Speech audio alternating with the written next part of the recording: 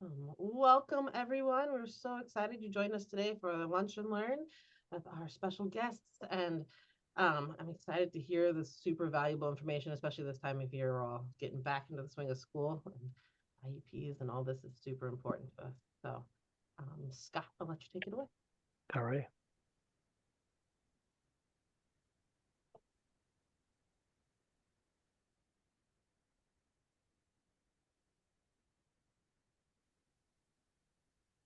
All right. Well, thanks, Kate. Thanks for hosting, and David, thanks for being a part of the conversation. So my name is Scott Evans. I am the Director of Family and School Engagement at a nonprofit called Community Investment Corporation here in Tucson. And recently we launched a program called My Schools Tucson, which really aims to support parents as they're navigating the educational landscape in Pima County. Um, its resources, a school locator, essentially tools to kind of help them navigate. The school locators, much like Zillow for Pima County K-12 schools, kind of like Great Schools, but a little more Tucson centric. And we want to have information on there that is more relevant to Pima County. So enrollment deadlines, timelines, that kind of thing. We also give parent presentations at local preschools. So we've been going into some of our local preschools and doing parent presentations to support them more directly and help them. And I mean, through that, we certainly have found that the educational landscape can be a little bit challenging for families. And then you add that ripple of, having children with special needs and the challenges that that presents. And so we know that finding schools to fit their needs can be more challenging, and also just navigating the system once they are in the educational system, navigating the policies and procedures, honestly can be complicated, confusing, and intimidating. So that's why it gives me great pleasure, and I'm excited to introduce David Jefferson. And thanks for joining us, David.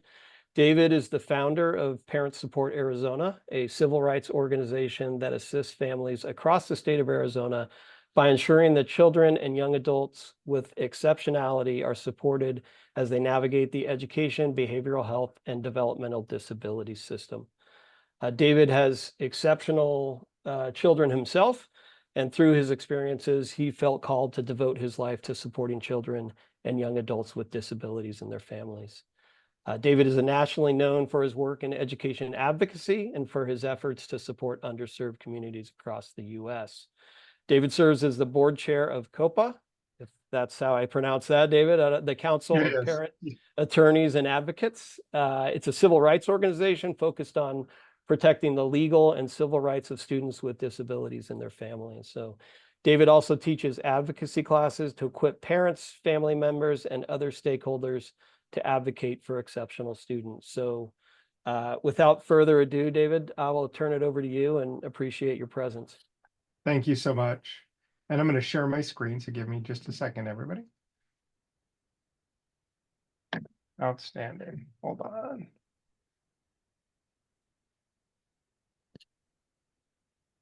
Well, thank you, everybody, for letting me join you today. Is my screen showing?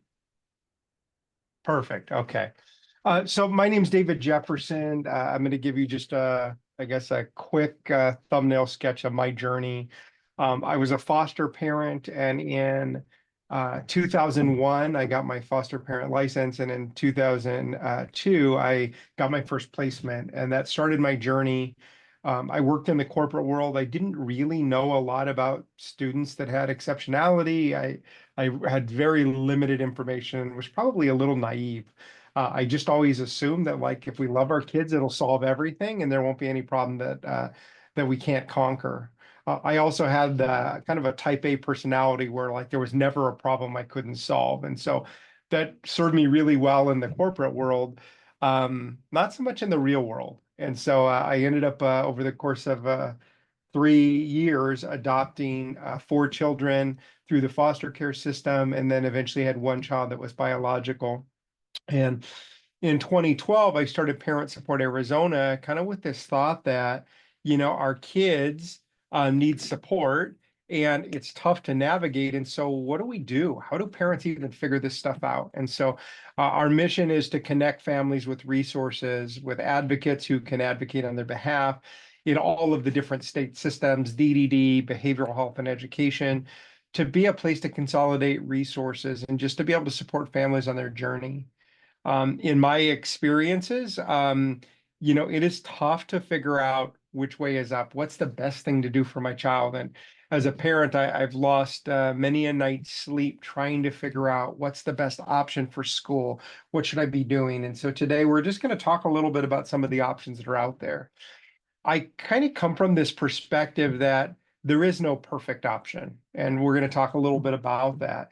And so what might be a great school option for my son might not have been a great school option for his older sister, and vice versa. What might be a great school option for you might not be a great school option for me, because all of our children are unique. Their needs are unique, and how we support those needs can be somewhat complicated at times. So we're just going to talk a little bit about some of the traditional approaches and maybe how you can approach these things. And at the end, I'm going to do my best to leave a few minutes for Q&A.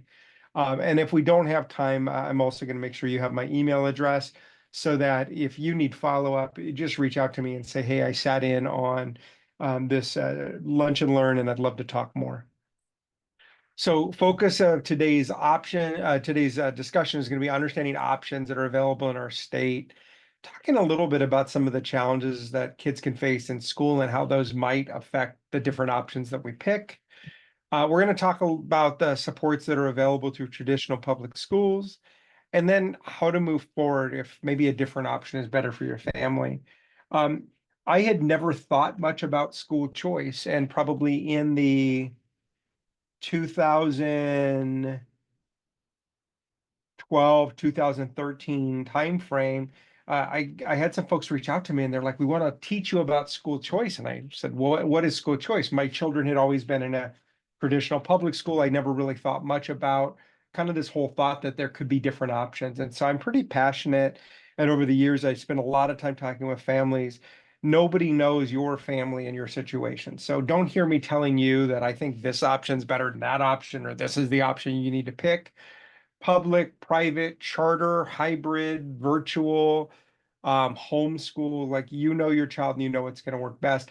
But I hopefully can give you some ideas today on how do I use information to help guide me into making the best choice for my family and to continue to be able to make the best choice, even if my child's circumstances change, their profile changes, or what their needs are look different tomorrow than they did today. So I always ask people this question, like, what is the perfect school? And I think there's 13 people in this meeting. My guess is if I ask 13 people this question, I could probably get maybe 10 or 12, maybe 13 different responses about the perfect school, because I do think it's situational. I grew up in a small town in a rural part of California. My elementary school had a couple of hundred kids. I thought growing up it was just awful. I don't know as an adult looking back if it was or it wasn't. But if you asked me what a good school would be, I would have probably told you exactly opposite of what I experienced. And then there could be somebody else who grew up in a small town and they love their school experience, and they might tell you it is exactly what I experienced. I still to this day talk to my first grade teacher. So there is no perfect school. I want to dispel that. And I want to get us thinking about, in the context of our child, what school environment is going to meet their needs. And again, that could look any number of ways. And I'm thankful that in Southern Arizona, you do have a resource like My Schools Tucson. I'm thankful that you have the Autism Society.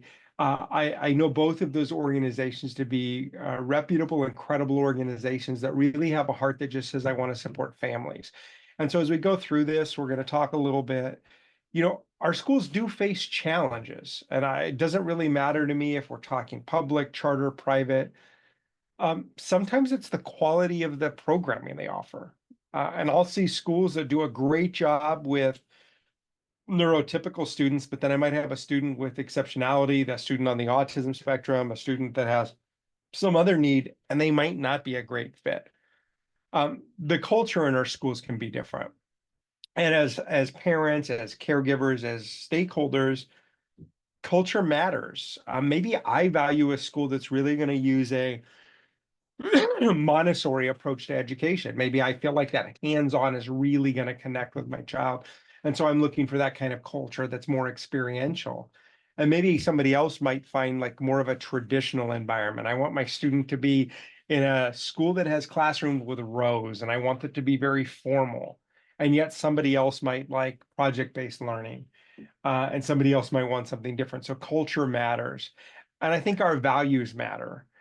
Some schools create an environment where they're focusing on building a value in certain things. In the Phoenix metro area, we have a school network that focus on agriculture. And so their whole curriculum is kind of geared towards students who want to pursue agriculture as a passion. There's other schools that are focused on STEM. So sometimes it's like that experience we're looking for. And some school environments aren't healthy environments. And I think, you know, they have environments where they haven't yet figured out, how do I bring things like bullying and the environment of the school to an environment that values all students, that values students with differences, that values students who kind of conform to the norm and everywhere in between. And so I think there are some real world challenges in our schools. And so as parents who are kind of contemplating what do I do and what's next, I think these are real world things that you have to keep in mind. And I think that as I talk to parent groups, and I had a meeting last week with a group of special education administrators from public schools, I think that pretty universally parents want their kids to be challenged. We want our kids to be prepared for the future. I think most parents want a rigorous curriculum. We want our kids to get instruction that's going to really help them to be their best, whatever their best is. I think we all want an environment that's going to promote values.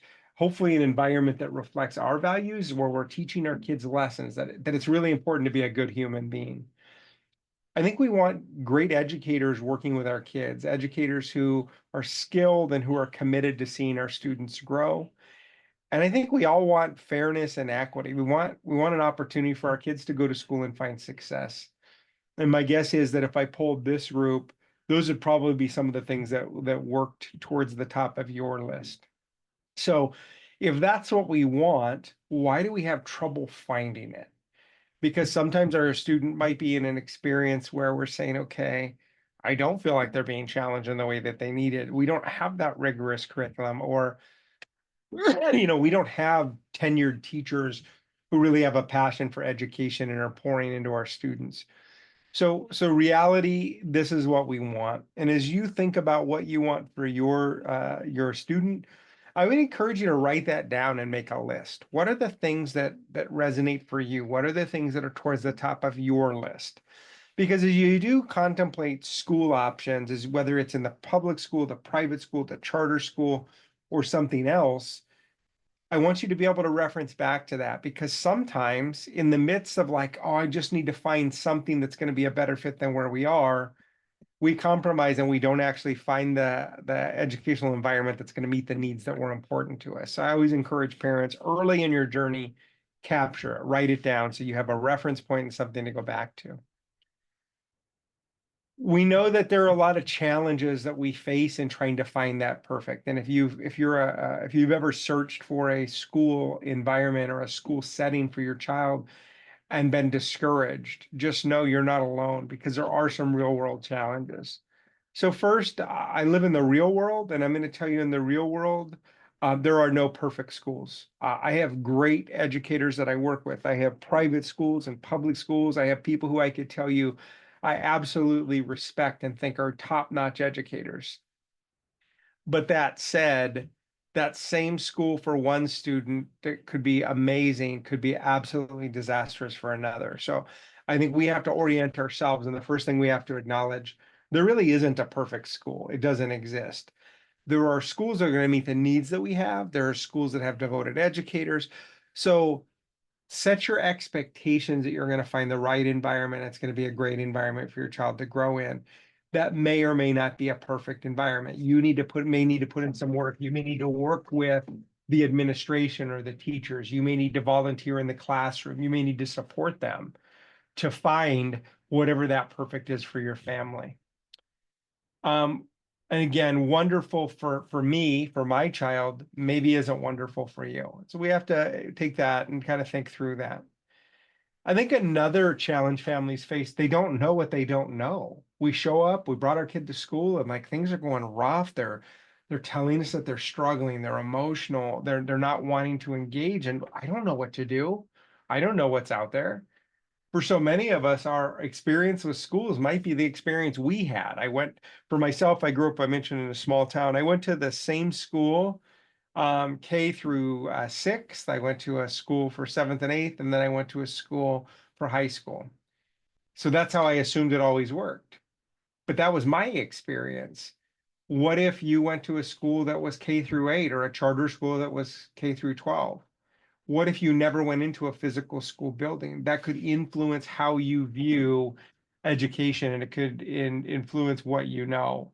And so I always remind parents, you don't know what you don't know. Don't beat yourself up. Don't feel bad about that. Just recognize there are options out there that you may or may not have been aware of. And I think the last thing, it's also hard to know the best decision to make. And I think as parents, sometimes we carry that weight on our shoulders.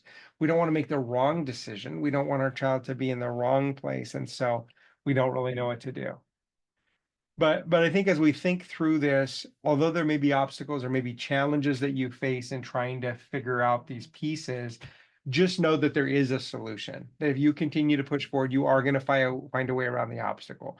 No matter how daunting this process seems, you got good people who can support you. You have the Autism Society, you have My School Tucson, you may have people in your network of people who can support you. Just know that there is a way around the obstacles and the challenges that you're facing. So what are some common reasons that parents explore other school options? And I get a lot of calls from parents who are exploring other school options. And, for me, sometimes it's academic struggles and frustrations. I'll have a parent who will call me and they'll say, my child's really, really struggling and this is not working. They're tantruming or they're not wanting to go to school. Sometimes it's just because there's something going on underlying. Maybe the academics are hard for them. And I think about it, I had somebody ask me once in the disability space, and they said, do you speak a foreign language? And I said, no. And they said, well, what if I took you on a plane and you were going to go on vacation, and instead of dropping you off where you wanted to go, I dropped you off in a part of China where they only spoke Mandarin, and you don't speak Mandarin, you don't know the language. What would that look like? And I started thinking about that. Like, what would that look like? How would I get my basic needs met? How would I find lodging? Where's the restroom? How do I get food? And I started to think about that like doing something you're not good at or being put in a position where things are very, very different and foreign to you could be very frustrating. So now we take a child who maybe has academic challenges, and now we put them in an environment every day where for 6.5 hours, we want you to immerse yourself in the thing that brings you the most frustration, because you're smart and you know that this shouldn't be that hard, and you see your peers able to do it, but you can't. So we know that academic struggles are a big, big reason why. And I think our kids do feel pressure, whether we set out to do it or not. We have expectations, we have desires for our children. We want to see them flourish. And so our kids sometimes are under a lot of pressure about their performance, and that can lead to those academic struggles and frustrations. And sometimes it's not academic, sometimes it's behavior, and behavior takes on a lot of forms. Sometimes it's work avoidance. I don't feel like a confident reader. So now you're asking me to read and I'm not going to read. I'm going to look for every excuse under the sun. I'm going to need to go to the bathroom, or my tummy hurts and I need to go to the nurse. So the reality is that some of these behavioral challenges, refusing or acting out, tantruming, avoiding, those can all be an indication that maybe there's an underlying thing going on and I'm struggling. And so I'm showing that struggle through behavior. And, for those of us that are on this journey, I think most of us have either experienced or will experience a time where our kids struggle. And we have amazing kids, but yet they're struggling with behavior. And if they are, really the question to ask is, why are they exhibiting this behavior? Why can't they just tell me what they need? But I think so often for our children, who have neurodiversity, who have communication difficulties, they can't put words to what the struggle is. And so the behavior is the way they're telling you, I'm overwhelmed. The behavior is the way they're telling you they need a break. I think many days it would be preferred if they just said, I'm overwhelmed, or they just said, I need a break. But sometimes it's the behavior that they're showing you that's trying to tell you that. And that's a reason that parents reach out about finding other school options.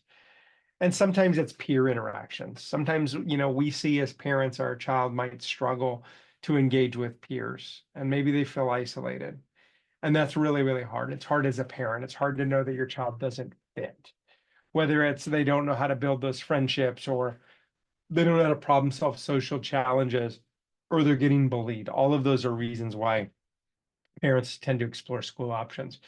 And if one of those things resonated with you, just know you're not alone, that you're probably in good company, because I think a lot of parents, that is the cause of the struggle.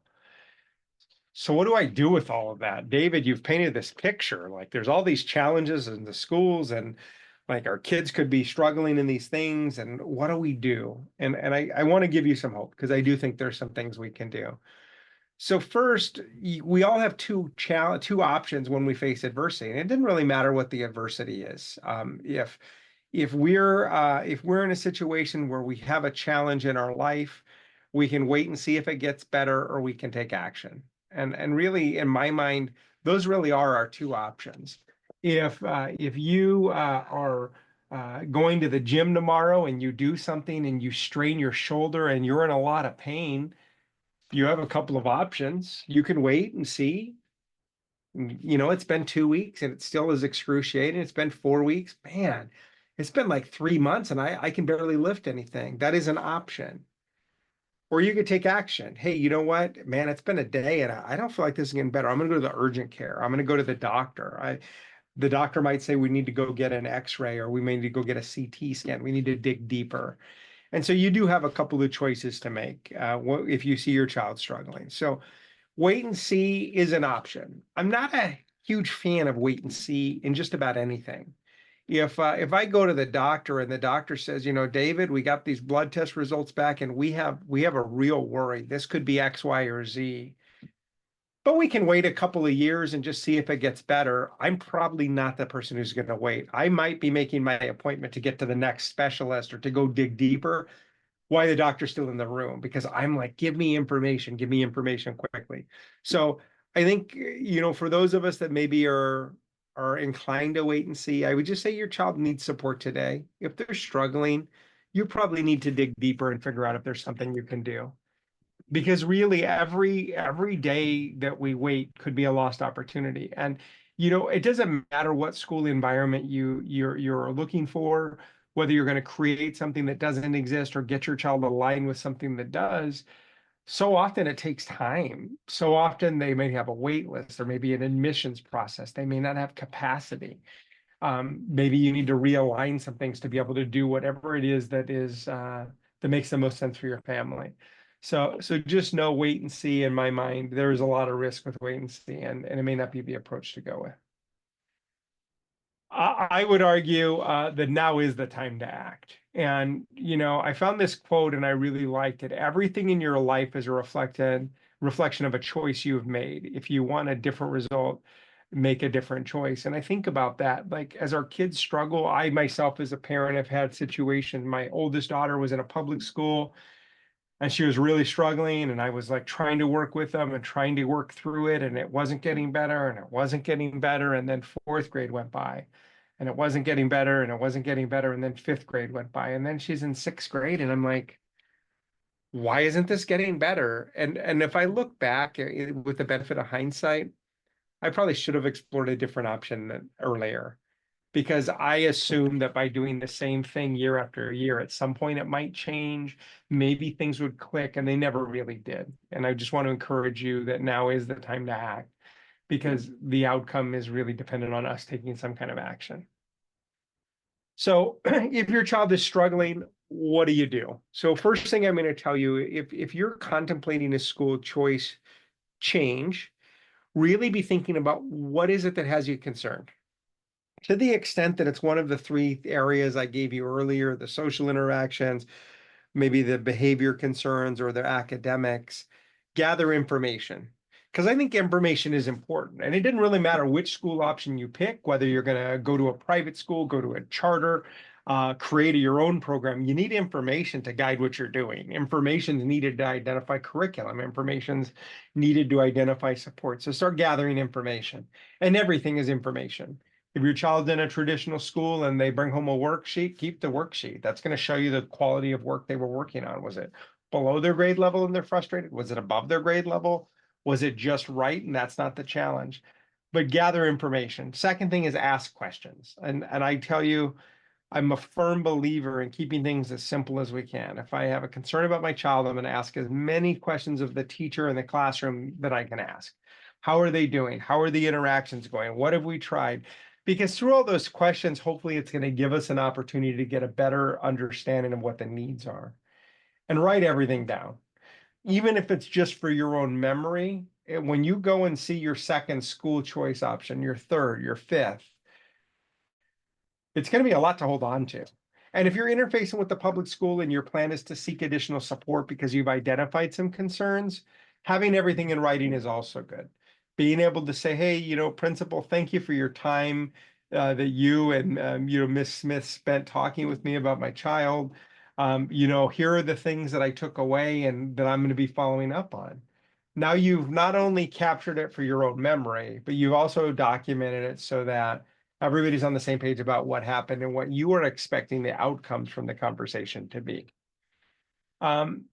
And then if you've done all that and your concerns still exist, it's been a week, it's been 2 weeks, it's been a month, and we haven't really got your concerns alleviated, then is the time to take action. Now that action could look like a lot of different things. I'm going to start off by talking a little bit about a public school kind of path. And that may or may not be your path, and that's okay. I think the framework is going to at least hopefully be helpful. So first thing I want to tell you is public schools have a lot of supports available to them. Whether you've experienced that or not, whether they've marketed it and advertised it or not, they have a lot of supports available. So first, they can provide academic support. If your child is struggling in reading, writing, or math, that is what they're there for. Even if you haven't experienced a differentiated program where your child's needs are going to get met, certainly they have the capacity to meet those needs. They can also offer support with social emotional needs. So if your child is struggling every day during homework, there's a meltdown, they can be your partner in that. They can be your partner in understanding like what's leading to that and what can we do. I think they can also support your child if the struggle is like building friendships, building relationships, Nothing was harder for me than it was probably my daughter's fourth grade, fifth grade year, and I realized nobody sat with her at lunch. There was nobody she could go and enjoy her lunch with. And it was really, really hard because I didn't think that she was so isolated. And I wish that I would have recognized some of that earlier because I didn't know they could offer support in that area. School can offer reasonable accommodations. If your child has some needs and maybe they need things done a little differently, they can offer that. Really, whatever support is necessary so your child can access the curriculum. If your child can't flourish in school, then there is a supportive service, there is a support that the school can offer. And if they're not, just knowing this may help you with that a little bit. So for most kids in a public school, you have a couple of different options when you're seeking additional support above and beyond what every student in the classroom gets. One of those things is Section 504. You may have heard of a student, or maybe your child has a 504 accommodation plan. And then the other support parents often go look at is an IEP, or an individualized education program. And so a 504 plan provides accommodations to meet the child where they are. An IEP is a little bit more than that. It provides a little bit of specially designed instruction, and we're going to talk a little bit about what that is and what that looks like. Those are the two options most parents are probably familiar with. So Section 504 is actually not an education law. It's a civil rights law. And it's a long law and there's a lot of nuance to it, but basically what it says is if you receive federal funds, which most public schools, most public charter schools receive federal funds, if you receive that, you can't discriminate against a student because they have a disability, which I'd like to think in 2024, we should be close to a place where we're not discriminating against people either way.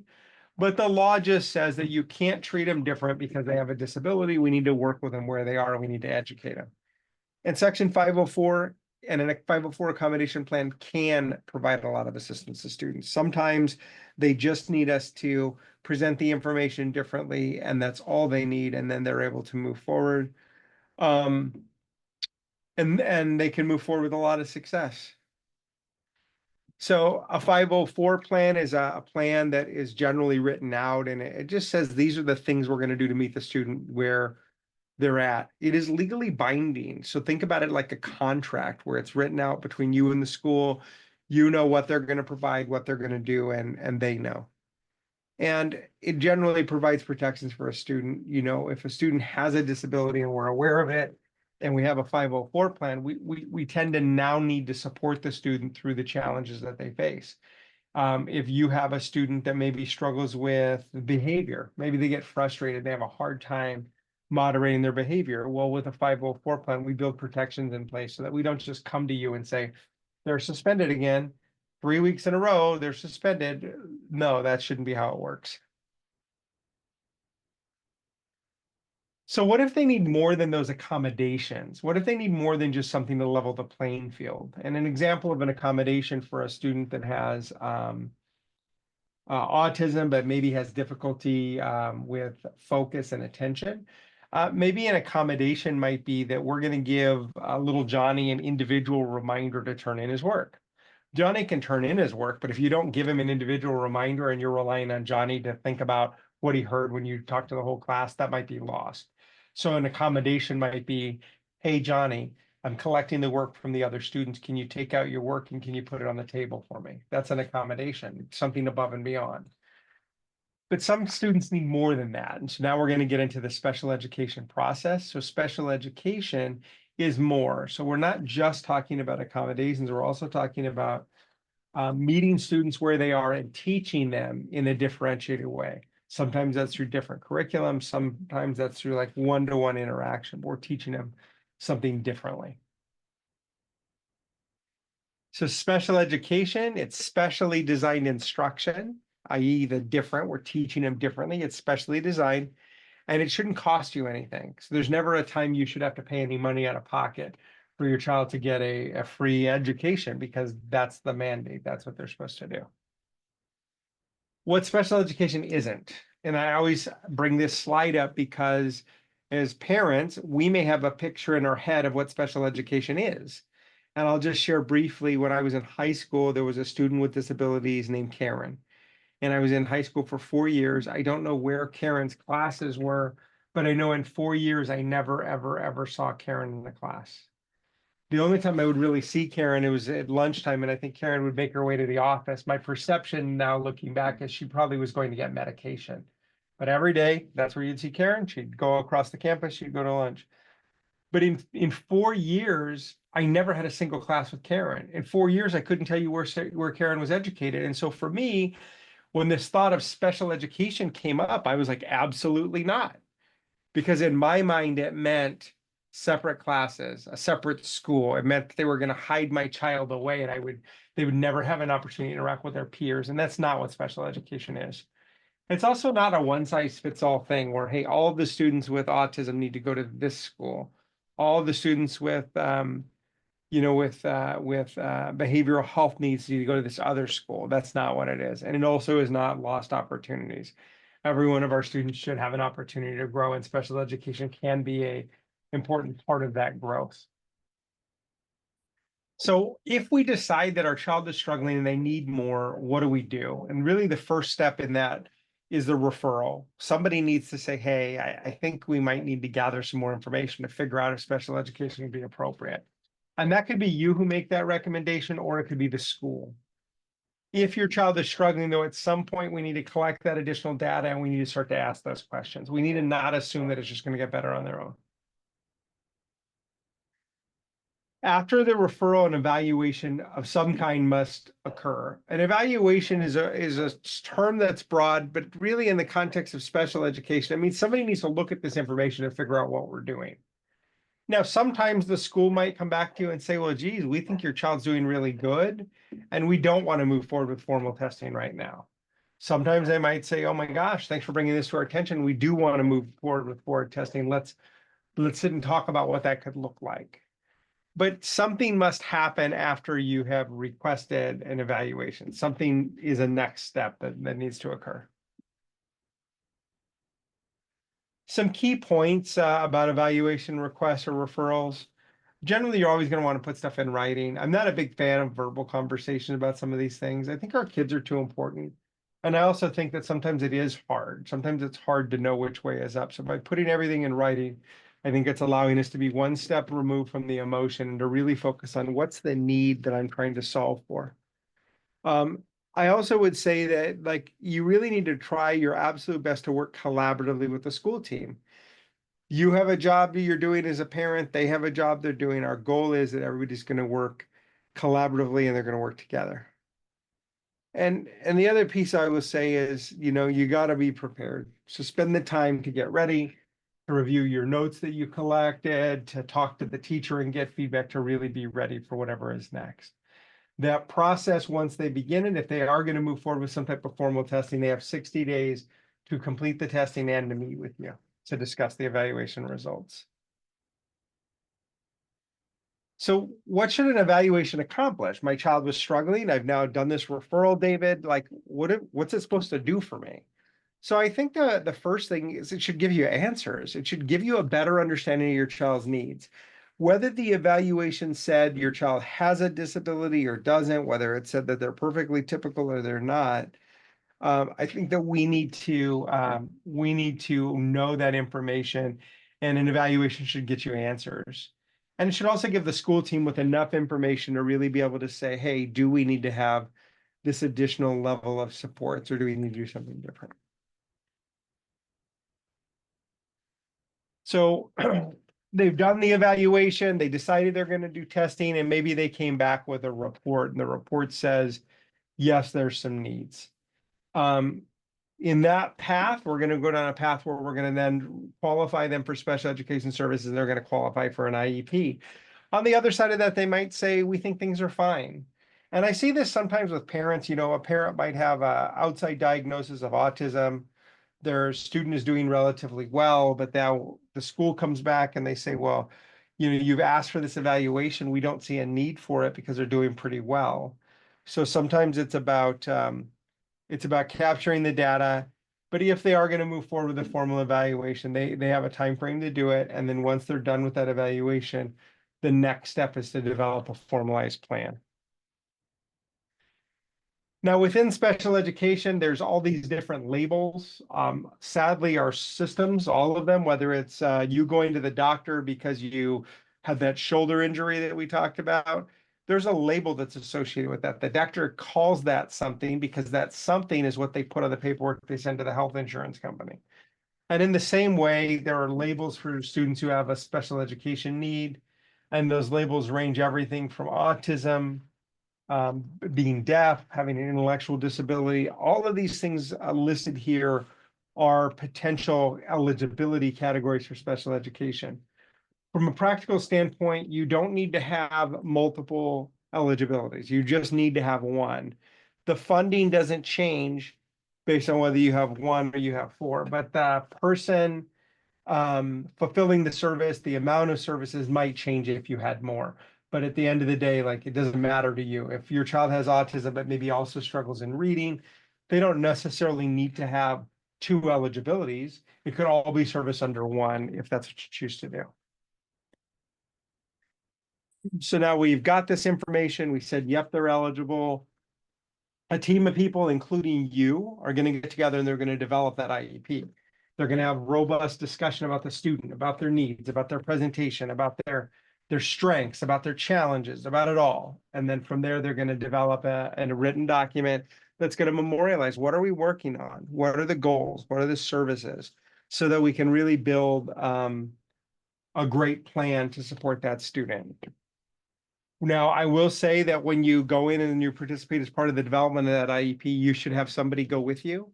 Doesn't matter to me who it is. It could be a trusted friend. It could be a family member. It could be a parent, but somebody should go with you to take notes, to gather information, so that they're seeing things objectively, even if you're feeling a little overwhelmed by the process and you may not be. They're going to see them objectively.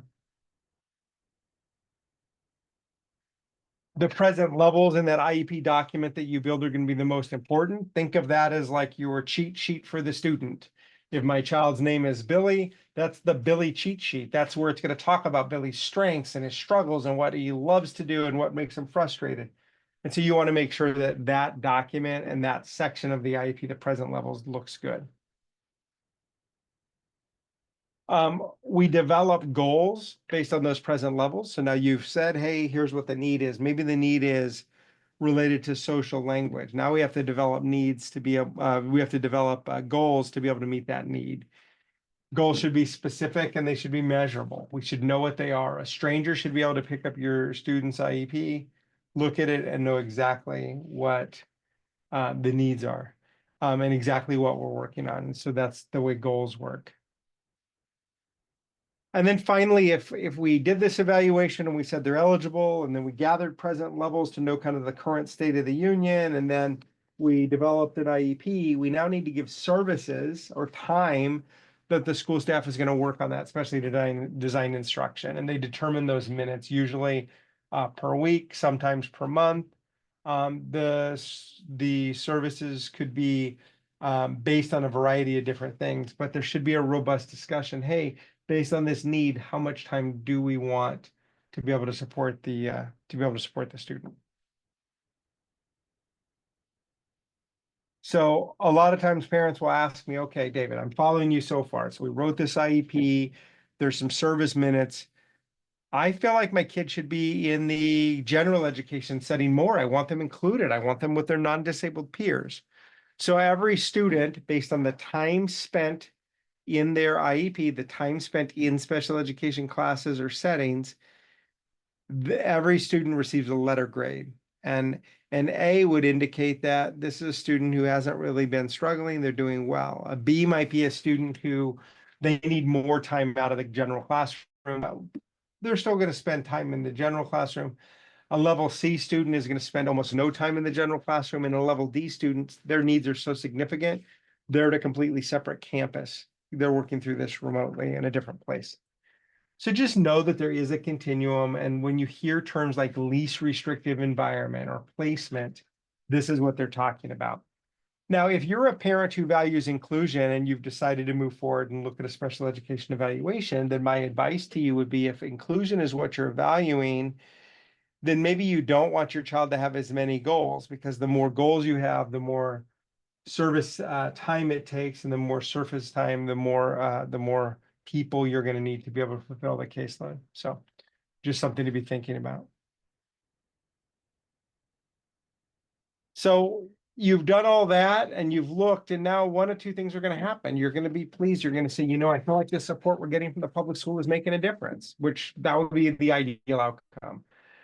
Or sometimes you might come back and say, okay, I'm not sure the support is making the outcome that we want. And so maybe I need to pursue a different school option. And earlier I said, you know, one of the things that we talked about is, you know, identifying what option makes the most sense for you. But I think the process that we talked about earlier is really the same process you need to follow. And I don't want to oversimplify things, but whether my student's going to be at my neighborhood school, or they're going to be at a micro school, or they're going to be at a private school, or we're going to homeschool, I need information. I need to figure out what they're learning and what their modality of learning is. I need to ask questions. I need to ask questions of the people that are working with my child today to help me shape tomorrow. If I'm out and I'm interviewing schools, I need to ask them questions. I need to really hone in on what are we trying and what's working, and write everything down. Because with that information, you're ready to take action. Now, be cautious about where you receive information from. I will tell you that there are trusted sources and there are sources that you should be skeptical of. So I would say, I know personally that the Autism Society is a wonderful organization that can be a trusted source. They care and they understand our kids. So the Autism Society is a trusted source. My Schools Tucson compiles information. They're a trusted source. They're not trying to tell you you have to go any particular way. They just want to educate you and empower you. If you meet with a school, they may be a trusted source, but they also may be trying to sell you on a program. So you need to ask a lot of questions to make sure that the information you're getting really is going to help you to make a decision. We have social media. Social media is a mixed bag. Sometimes we can rely on what we saw, and sometimes what we saw is smoke and mirrors. So I would just encourage you to really be thoughtful as you consider how much value you put in what you heard in social media. And then there's people in the community, which can also be good or challenging because you don't know their experience. You don't know what their journey has been. And just because their child did great at a school doesn't mean yours will. And just because their child did bad at a school doesn't mean yours will. Just because they had a disagreement with the public school district doesn't mean yours will. So I think you just got to use a lot of caution about where you're getting information from. Go to trusted sources. That's a high level overview of kind of how we can approach this. Now, I'm not in an hour going to be able to tell you, you should go to this school or that school. But what I'm going to tell you is you do know your child best. And when I was going through this process with my own children, what I came to realize is that, you know what, some of the choices I had delayed on, I actually knew what they needed. My child needed a completely different approach to learning. She needed something that was tactile, something that was hands-on. So in the 6th grade, after like 3 years of just wondering what on earth is this even looking like, the program she had in her public school, I moved her to a Montessori-based special education school, and it was the best move I ever made. It was hands-on. It let her engage in a different way, and it really connected with her. I asked a lot of questions, and I had a lot of data that I gathered that helped inform my decision. So I just want to encourage you. Those are the simple steps that I think might make a difference. And with that, I do want to open it up and see if there's any questions. If you have questions, you can put them in the chat. And if not, then maybe Scott would be gracious enough to offer some questions to, as conversation starters for us.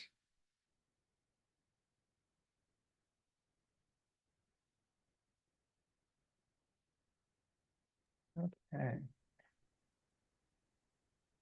All right, let me just look through. So I saw a question about what are the differences between the 504 and the IEP, and I think that's a good question, and that alone could probably be an hour discussion. But some students have a need, and let's use ADHD as an example. My oldest son has ADHD. He is very scattered. He struggles with following through on the details. But if I structure it, if I give him a list to follow, if I give him a calendar or a timer and I say, hey, here's the calendar you're going to follow. At 10 o'clock, this is what you're going to do. And at 11 o'clock, you're going to do this. And every afternoon, you're going to bring me this paper to sign off on. He's good. So as he was going through school, he didn't need an IEP. He didn't need somebody to teach him differently. He just needed some support to be able to organize himself. He needed his teachers to sign off on his agenda. So a 504 plan provides accommodations. Accommodations are where we're going to do something a little different than we do with other students, but we're not needing to teach it to you differently. We're just going to present it differently. Now I have another daughter who had some struggles in school. And she also had ADHD, has ADHD, but she also struggled and she would get dysregulated emotionally. She'd get very frustrated. So for her, it wasn't just about helping to organize her so she could remember to turn in paperwork. They both had ADHD, but for her, she actually needed somebody to teach her how to regulate her emotions. She needed somebody to break it down in smaller steps. They even used a curriculum about how do I regulate my emotions when I'm frustrated? How do I determine how big this problem I'm facing is? Because for her, every problem, big or small, was gigantic. So for her, she needed specially designed instruction. They had to teach her in a different way for her to be able to make the progress. So I'd say that's probably the biggest difference between a 504 plan and an IEP. If we need to teach you differently, bring in a new curriculum, do something other than just meeting where you're at, but we have to show you a new way, then you probably need an IEP. And that would be probably the biggest difference between the two if I were to simplify it. That was a good question. Any other questions? Can someone have both? That's another great question. So an IEP provides accommodations and it provides specially designed instructions. So all of those core components of a 504 plan, they're included in an IEP. But a 504 plan only has the accommodations. It doesn't provide you somebody to work with you to teach you differently. That's a great question. I get that question a lot as kids are in high school and they're getting closer to college, because when we get to college, colleges and universities don't look at a IEP, but they do look at the accommodations in the IEP, or they look at a 504 plan. So you don't need both. The only district I've ever seen in southern Arizona that would do both was Catalina Foothills. I honestly, to this day, don't really know why, but I had a student that I supported and they had both an IEP and a 504 plan. It seemed off to me because it could all be accomplished in one document, but that's what they chose to do, and so we just went with it.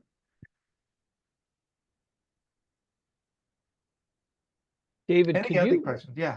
yeah, could you, I know it's different, you know, it's going to be different depending on child's needs and family, but put yourself in the shoes of families or parents that are exploring schools and they have the opportunity to ask questions, right? You mentioned asking questions. What sort of general questions would you recommend that parents bring to the table? You know, they have a half hour with the administrator, with the Sure. counselor, with the admissions person. Number one, who, in your experience, who have you found most helpful for those conversations? And what questions really should be asked to find out if this would be an appropriate fit? I worked at a Yeah. private school for many years, and I worked in the public schools as well. And so I always found it interesting when families would come and they would come to look at the school, the private school, and they thought, gosh, on one hand, this seems like a safe, small environment. They see the benefit there, but I don't know that they really understood what we could and couldn't accommodate or provide. And so Absolutely. I felt like there was a disconnect, and I just want to hear your perspective on the Absolutely. questions that parents should be asking. So first, I would tell every parent listening, be transparent about what brought you there. You have to be transparent because the reality is they're going to find out anyway. So let's say your child really hates school and does not want to go, and every day it's a struggle for you to get them in the car. Just be honest about that. In our current school environment, they really struggle with wanting to go to school. Because if you paint a rosy picture because you're so excited and you want to get in, and then that same thing carries over, then what? So if your child has social emotional needs, some of the questions I'd be asking about is like, what kinds of social emotional supports can you offer? Hey, at times my child gets frustrated. Like, how do you handle that? What kind of supports do you have to offer if they need somebody just to talk to? Hey, sometimes my child, they may struggle a little bit with making friends. Like, what kind of plan do you have around how to help the students to build those friendships? I'd be thinking about the needs that you've identified and the notes that you made along the way. And I'd be thinking about, okay, hey, how could this be a solution for that?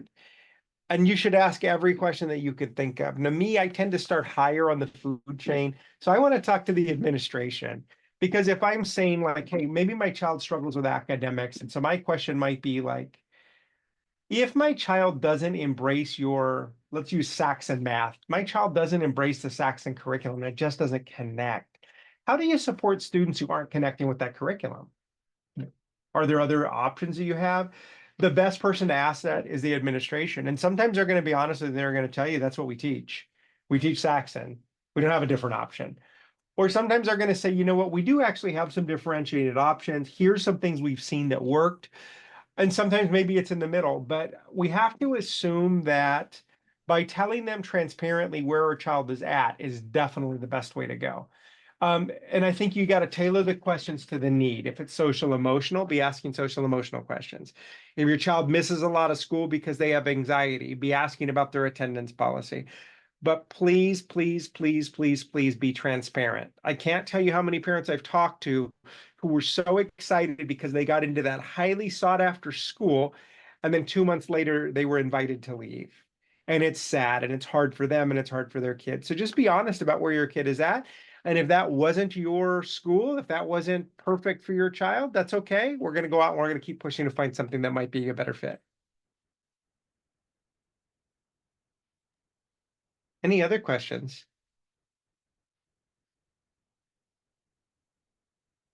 I could keep going, David, but I think we're near the end of our Yeah. time. But I mean, unless there are other questions, I just want to say thank you for the information and participation here. It's been helpful, and hopefully those on the call have found it helpful and supportive. And by all means, if you have follow-up questions or want to talk to David about and just tell us about Parent Support Arizona and how that might help parents who are looking for sort of advocacy or having someone sort of walk them through this process? Absolutely. So first, I did put my email in the chat. And so if anybody would love my email, just reach out. Let me know where we connected so that I can have that frame of mind. I'm a dad of 5 kids that have needs. I'm an autism dad. I get it. This is it's hard sometimes. And sometimes it's easy and it's remarkable and we're like thrilled. But some days it's hard and the school stuff is hard. My journey started, to be honest with you, out of utter frustration because I felt like the school was completely clueless and I got frustrated and I wanted to do something different. And then I said, I want to figure out how to help other parents who want to do something different. And so I just want to encourage you first, it's okay if your kid is struggling and you're not sure what to do. It's a process, but you can get through it. I'm here to tell you, you can get through it. I have 4 of my kids that have graduated. I have one left who's in the 8th grade and we're going to do it. And I know you're going to do it too. So don't give up, keep pushing. I would say that Parent Support Arizona, I started it because I was like, why is this so hard? I worked in the corporate world. I didn't do any of this. And if it was so hard for somebody like me who's, I'm going to use the word assertive. Some would say pushy, but assertive because assertive sounds more positive. If it's this hard for somebody like me who's assertive, what is it like for a parent who works 2 jobs to put food on the table? What is it like for a single parent? What is it like for somebody who it's not in their personality to be assertive? And so that's why we started it. We have several advocates that work with us across the state of Arizona, and we support families in all 3 state systems. So we support families in navigating DDD LTAC. So we have a lot of families who are like either trying to get eligibility and they found that that's like a hot mess, which anybody who's ever been through it knows that's a hot mess. So we help families kind of navigate through that. We help families who have DDD services but are running into barriers with getting alignment of services. We help families who have children that have complex behavioral health needs or comorbid conditions. Maybe they have autism and a behavioral health need. The more complex our kids are, the harder it is for us to find the right mix of people to bring into our team to be able to support them. And then we support parents in the public education system. Generally, when you're in the private education system, you're really working collaboratively with them and you're the consumer, you're the customer. So when you're talking to a private school about your wants and your desires for your kid, you're the consumer, they're going to work with you. In the public schools, it functions a little different. So sometimes families will call us and say, hey, can you walk alongside of me as I kind of navigate that special education process? We also will have some families who will say, okay, well, we've never navigated that process. We kind of want to start there. And then if that doesn't work, let's go explore other school options. So we come alongside families in those situations. And again, I do want to just say thank you to both my schools, Tucson and the Autism Society. We've enjoyed a great relationship with the Autism Society for many years. I think that they do great work. And, for families out there, like lean into those supports because it does matter. This is it's tough. It's tough to have kids with needs. It's tough to figure out how do I navigate it all, but that you actually have people there who get it, who have a heart for it, who most of the time live it, and they can support you. If there's anything I can do, again, please feel free to reach out. If you just have a question, you just need to get pointed in the right direction. I'm probably one of like the worst people at marketing. So like I'm never really like trying to go out and get business. I just want to help. And so if there's something I can do to help, point me in the right direction. If you actually need our services, I can talk to you about that too. But again, however we can help, however we can support you on your journey. And thank you for allowing me to be a part of it and for giving me your hour today. Thank you so much. That was a wonderful, fantastic information. I really appreciate it. And thank you so much, Scott, for setting everything up and organizing everything. Thank you everyone for came. No problem, no problem. The recording, where would one be able to go to watch that? So I will send a recording out to a link to anybody who signed up. I'm also going to post it on Facebook and I'm going to post it on our website, and I will send it to both you guys, David and Scott, so you guys can send it out to people on your end too. All righty, great. Everybody out by tomorrow. Okay. Perfect. Well, thank you all. I appreciate it. Thank you, everybody. Have a great day. Bye.